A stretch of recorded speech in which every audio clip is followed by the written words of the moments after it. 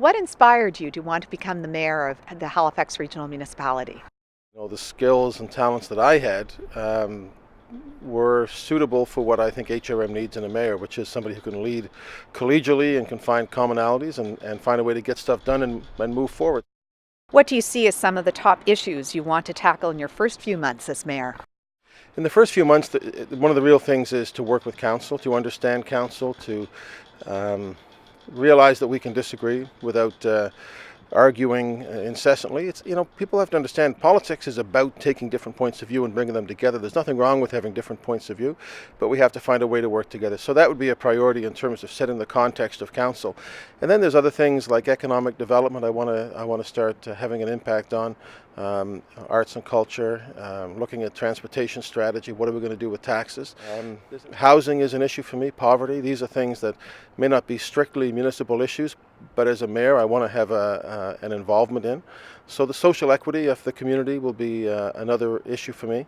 And that would be our truly sustainable, environmentally conscious community that have kids that grow up to understand where their food comes from and live healthy lives. I think that health is integral to a community, and everything that we do needs to be seen through the prism of, is this good for a healthy community? And that's important.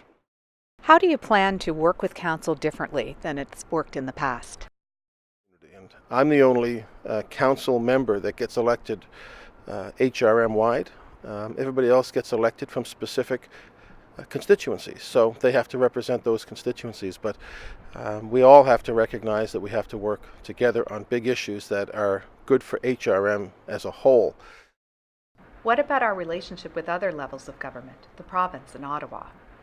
The things that we need to do in Halifax, whether it's a stadium, whether it's dealing with infrastructure needs, complying with what are going to be stringent federal regulations on things like wastewater, we need the help of the provincial and the federal government, and our relationship with them, both at a political and at a bureaucratic level, has to be mature and it has to be successful, and it's going to be a priority for me. What are your thoughts on community and citizen engagement and consultation?